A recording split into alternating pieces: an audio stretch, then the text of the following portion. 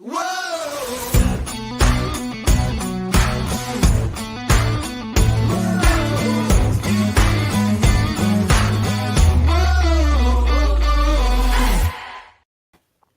to the What's Up Verdict podcast, where we fashion ourselves television judge and jury. My name is JJ Crowder. I'm here with my co-hosts Mattson, better read than dead, and Alec Burgess. Let's get it. We appreciate you tuning in with us live. Welcome to live here on Facebook and YouTube. Check us out. We appreciate it. Spoilers follow, but as always, hit those follow, subscribe, like, all those buttons that help you keep up with all of our television, movies, weird shit, funny shit, crazy shit, dumb shit, all the stuff that's coming. So keep mind, watch for that. Yeah, we're here to talk Westworld, season 4, episode 7. It's called Metanoia was the title. Penultimate episode of the season, gents. They did not waste any time either. No. There was no lead into this episode. They just jumped right in feet first.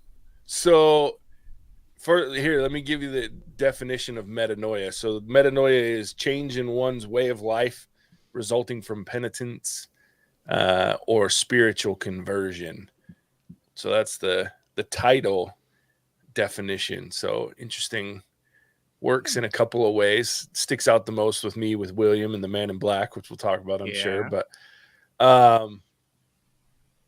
so did it get you, Alec, that first the cold open, so to speak? Yeah. Oh yeah. Where good?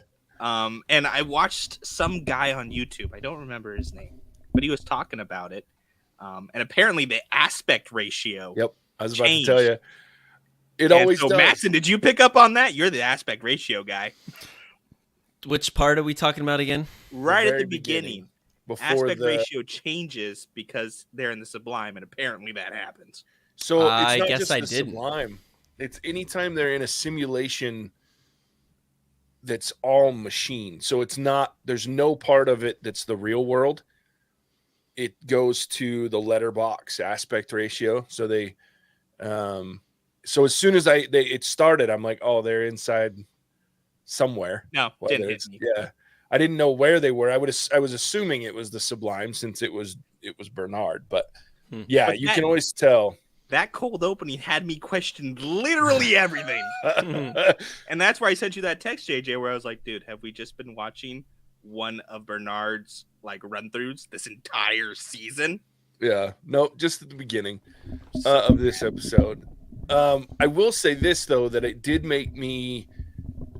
it gave me anxiety, maybe be the wrong word, but I don't know how reliable Bernard's calculations and plans are anymore at this point, because the fact that he had this conversation with Maeve inside this scenario where it basically admits that it only works because she's a construct of his mind.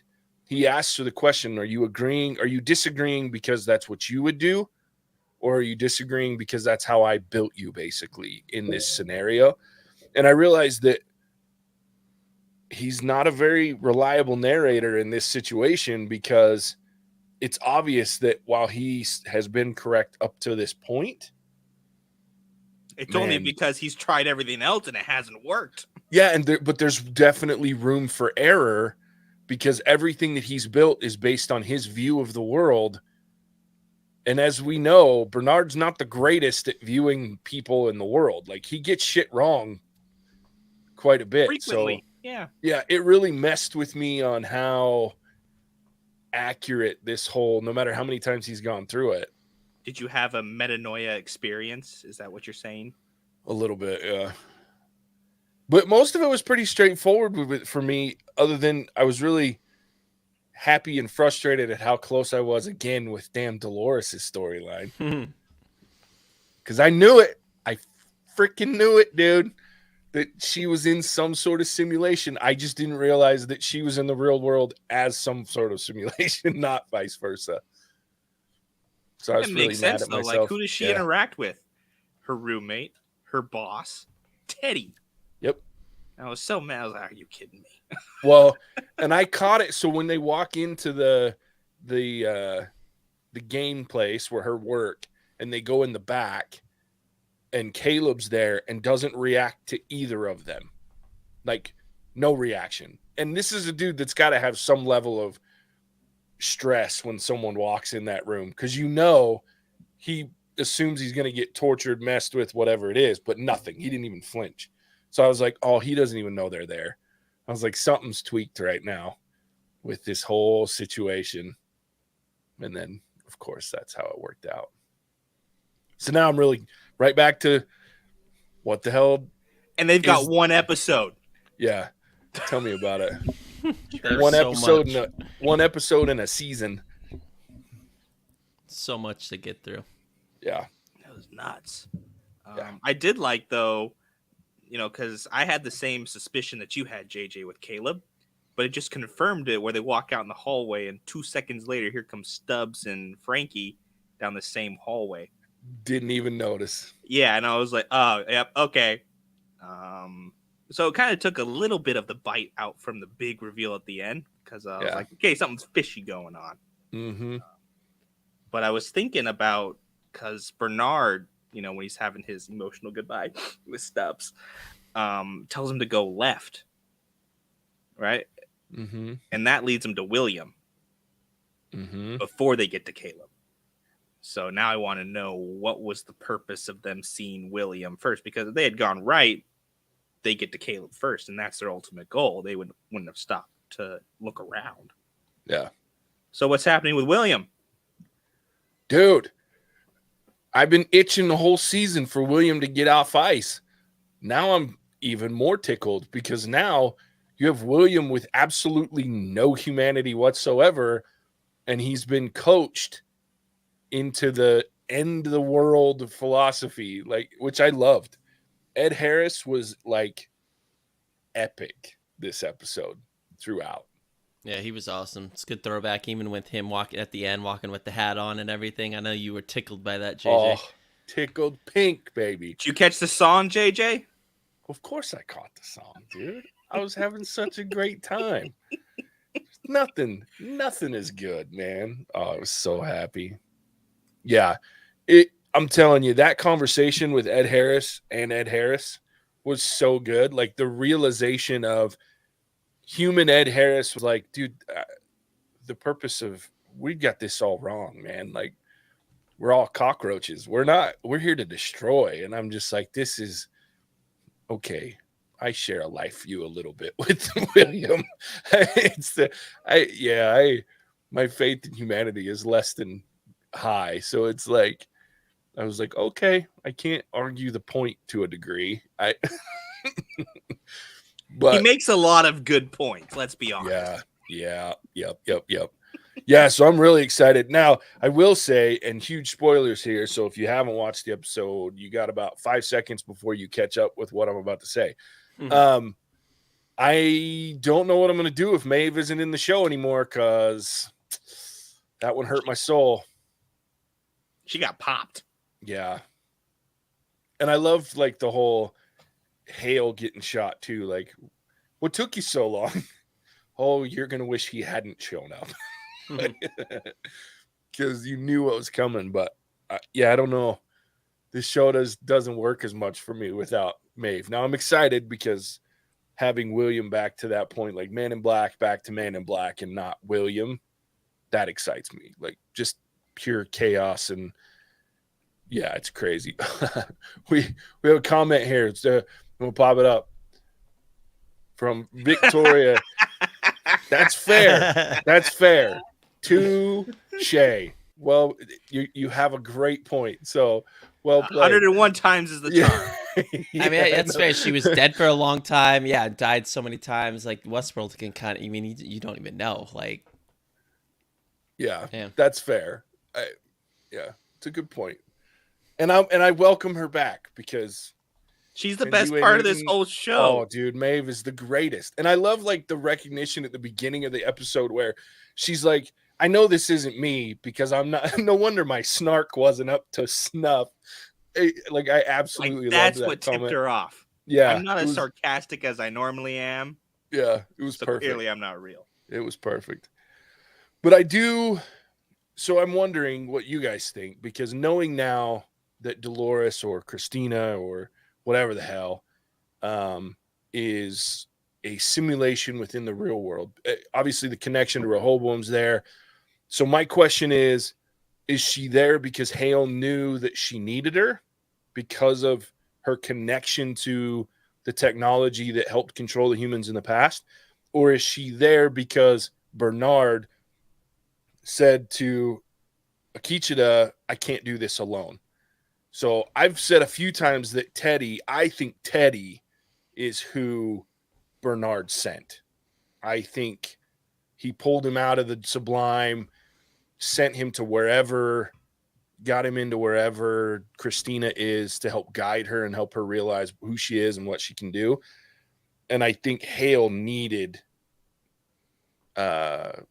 Christina or Dolores in her level to control, to have that software, and obviously to control them in a peaceful manner without the noises, because the auditory piece overrides Christina.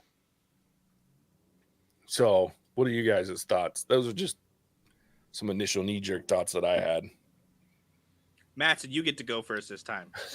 Dude, I gotta be honest, like, this show sometimes, I don't think I have enough time to think about it with my work and everything. That, I mean, it sure seems like that, but it almost seems so straightforward that Westworld doesn't always operate like that, that I'm like, well, there's got to be maybe some ulterior motive. That's what the show has bred me to always believe. So it almost seems too easy for that to be the case. Now, what it would be if it isn't that, I'm not smart enough to say, so I'm going to defer to Alec.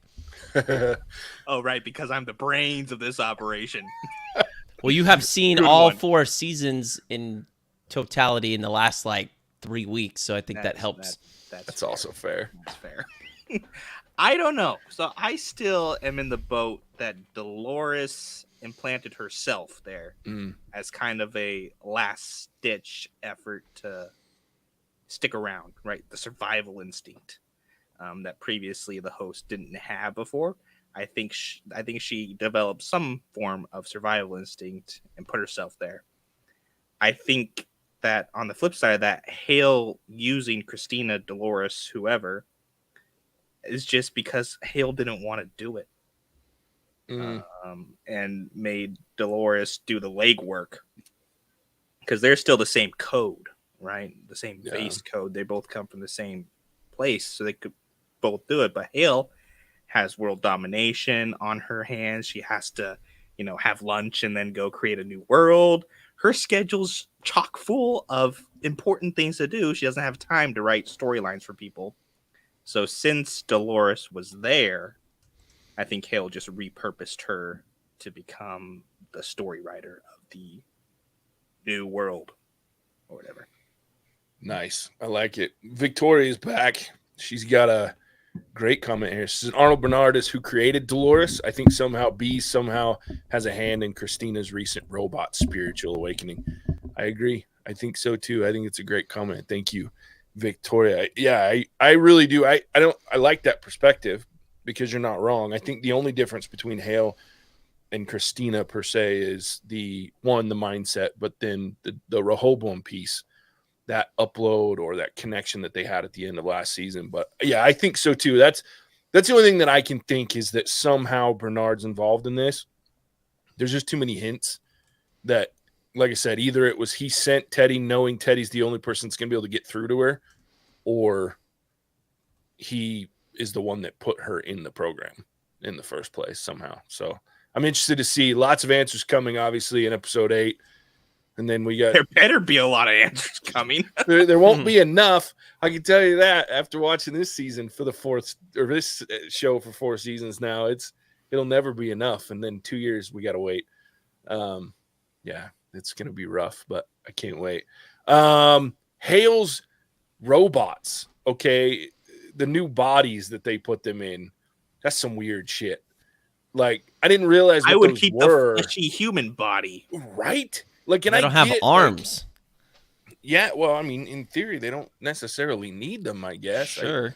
In your transcendence piece, but like, it was a really interesting concept, because we talked last time, and we had some great comments from our episode last week about, the burn, because we all got it way wrong as to not way wrong, but we got it wrong as to why she kept the burns. But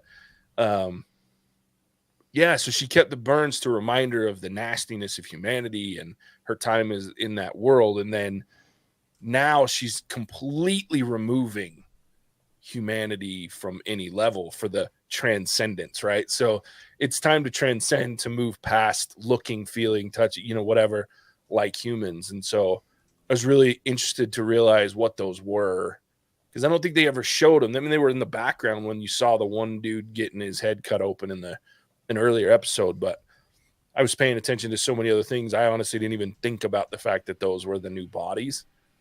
And it seems a little irresponsible to me, I guess, other than they're going to wipe the human population beforehand, that their pearl is just kind of floating there. And I mean, seems like a sniper's wet dream right there. Just saying. Like, anybody with some good aim, you're in trouble.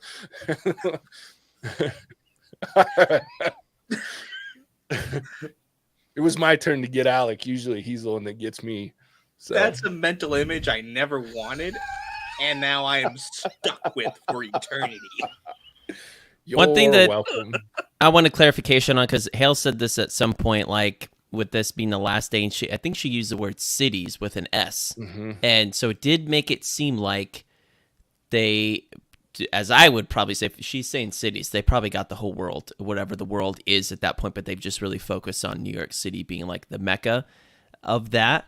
And then with them focusing so much on Nevada, it certainly looked like when they were driving, things like that, there's probably not a lot in between New York City and Nevada at that point. That's still ongoing. Maybe some major cities, maybe some places around the world. That's an inference, but it certainly seemed like that's what she meant. Yeah.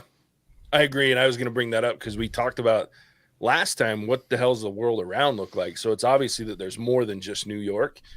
So I'm wondering if she has the whole world and then they've just consolidated everything into these cities that can be controlled with the tower. And that probably look very similar to the one we're looking at with Manhattan. Yeah, absolutely.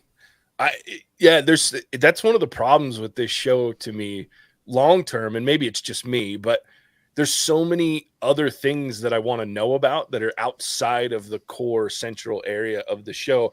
And that's not to say that we all know I love this show, but there's so much that I'm torn, because I know the 5th season, it's been hinted that will be the last season. They haven't even confirmed that they've renewed it, but Ed Harris had said we got one more season.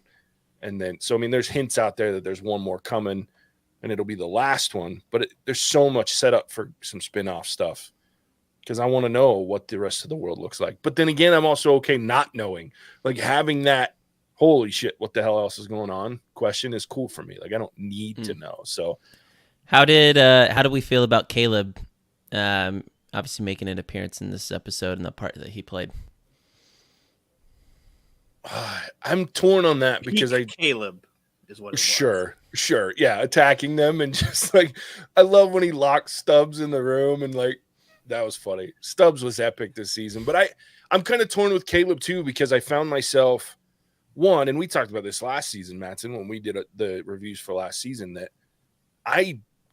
Caleb was never my favorite character in this show.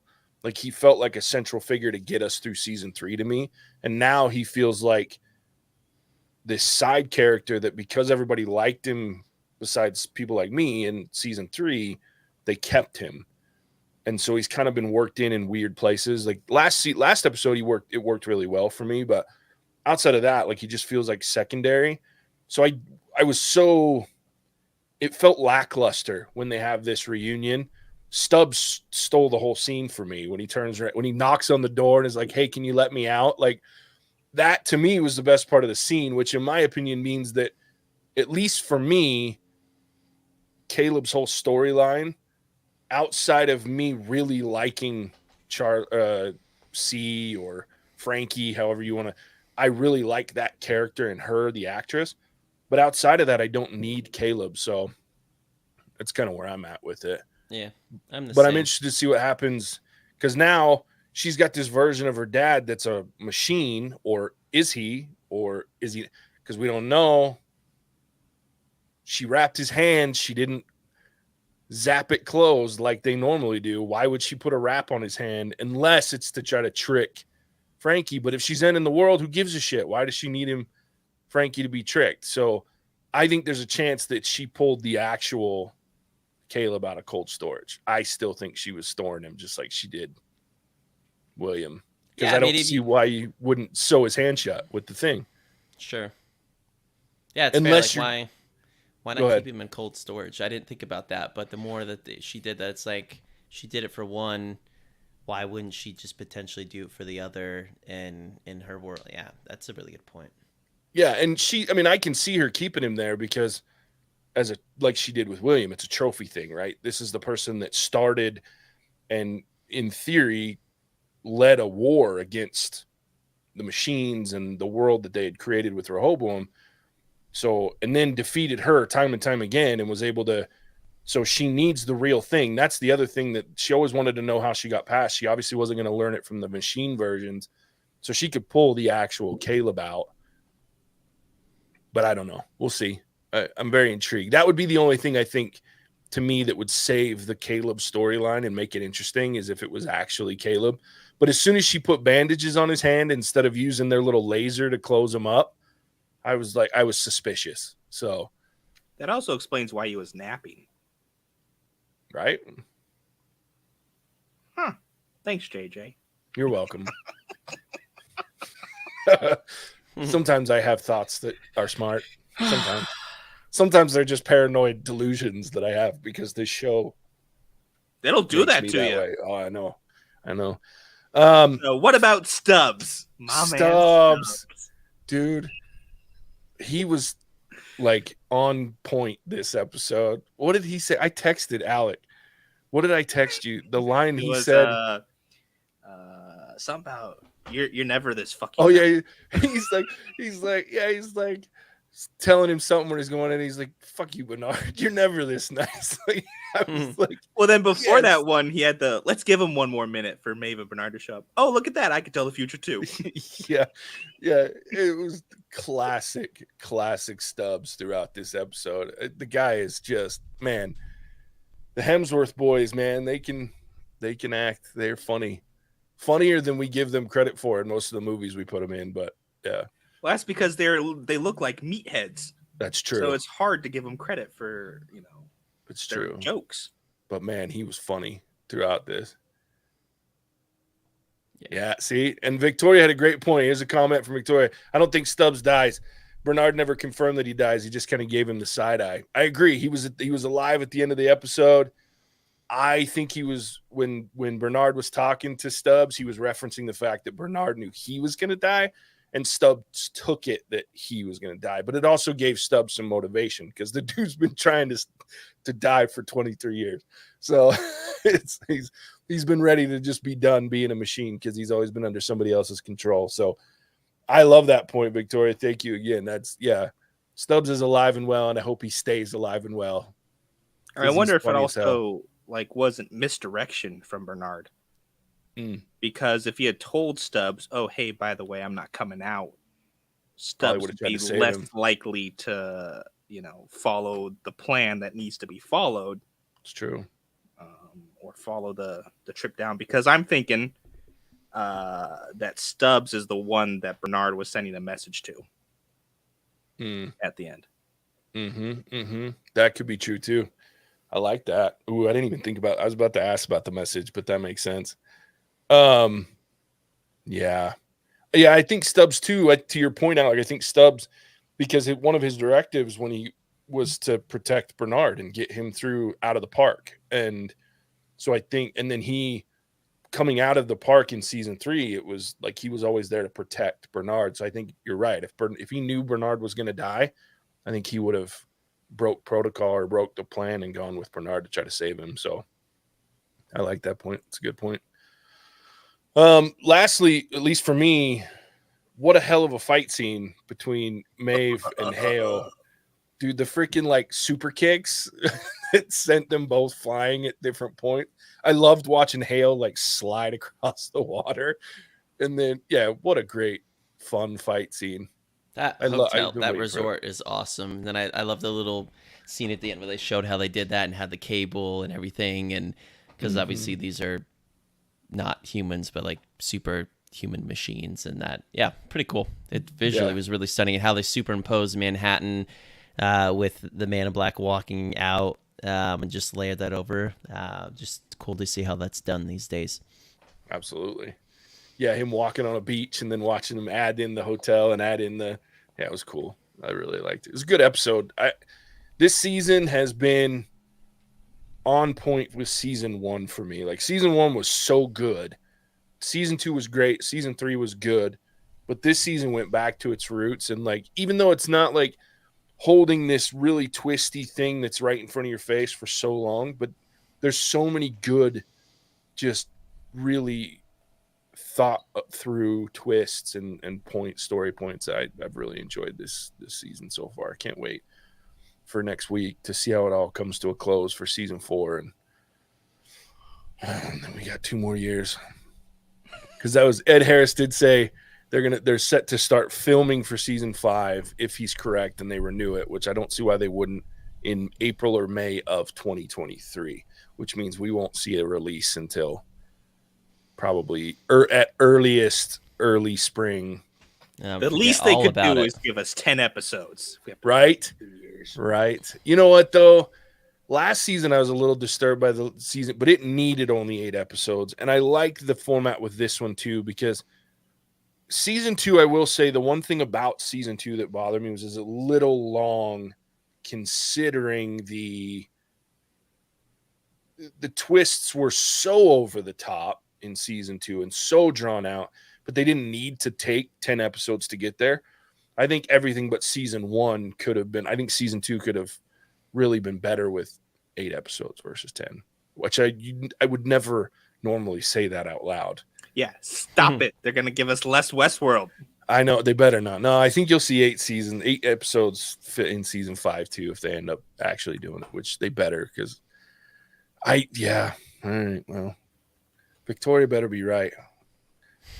Maeve better come back, because God, I just don't know if I can enjoy this show without Team D-Wade Newton, man. All right. Any final thoughts? Anything else you guys want to bring up before we wrap this session up? Yeah. So this thought popped into my head. Akichita. Yeah. He's showing up an awful lot. And every time he shows up, he's in the tower. Yeah. He's got to have a bigger role to play, right? I mean, I don't know. My brain wants to say yes, but I think based on his character in the past and what he's done, he's always been a sort of a guide for others, right? His people in season 2, and then Bernard to a certain degree, and then so it's I think his role will be just a guide. I think it's just to help get Bernard to the point where he understands what he has to do and accepts it. So my brain wants to say yes. And I do think it's a hard coincidence for it to be in the tower. What was that? They're going to Sublime. Like William, we see, is heading towards the rift in Hoover Dam. I think that might just be to get William where he needs to go. Either that or he goes in and he just unleashes all hell on the Sublime. But why would he go to the Sublime? It ruins everything that he's trying to do, you know what I mean? Like, he's here to set only the cockroaches get to survive. Well, he's gonna go see who's a cockroach. That's fair too. I don't know. Think that he's got something up his sleeve. I think Bernard opened the door knowing it would attract William there, and my guess is that William will be met by Stubbs, Caleb, and Frankie. And I wouldn't be surprised if you see William get sucked into it or pulled into it by Caleb. I think if this is a robot Caleb, he ends up in the Sublime, maybe. I don't know. There's a lot of things that could happen there, but I think that's all a setup. I think it's because once it gets shut down again, if Bernard's gone, there's no opening it back up. So that's the other thing, that maybe he opened it so that machines would have a chance to get there if they chose, because they obviously don't want to continue to live on Earth. It's not good for their health, as we've seen. So he gives him that chance knowing he wasn't going to survive saving the human world. So who knows? Who knows? Who knows? That's my theme for this show. And what's the hope? Because he's talking about there's exactly. Yeah, there's He's hope. I'm like, what hope? What's the hope with everyone being dead? Yeah. Yeah. There's a lot left. A lot left to answer next week. We'll see if they actually answer it. If they drive me crazy and leave us hanging for 2 years and have to wait to find some real answers. But all right, well, we've appreciated you tuning in, Victoria. Thanks for your comments. They were great. We love the addition to the conversation. Join us next week. We'll be back. So we're going to do this one more time for Westworld, and then we'll pick up some lives with some shows that Mattson, I'm sure we'll talk about here in a moment when he tells you where else to find us. JJ, I need to write down the names of these two shows. I just can't remember. Andor is the first one. Andor is Star Wars, and then what's our? Why can't I remember Lord of the Rings? Give me that name too. It's Aurora. No, I know it's not that because I'm stupid. It's the Rings of Power, my friend. The Rings of Power, and then I think we're still putting around doing House of Dragon, but I think we're probably going to end up doing that as well. I'm pretty excited for it. My co-hosts are a little less so, but I think odds are we probably swing into that as well. I've been rereading I've been rereading Fire and Blood, so I'm prepared if we watch it, and we'll watch it. It is what it is, but don't forget She-Hulk. And She-Hulk, yes. So those are like the 4 big TV shows that they're going to start kicking off here in the next couple of weeks.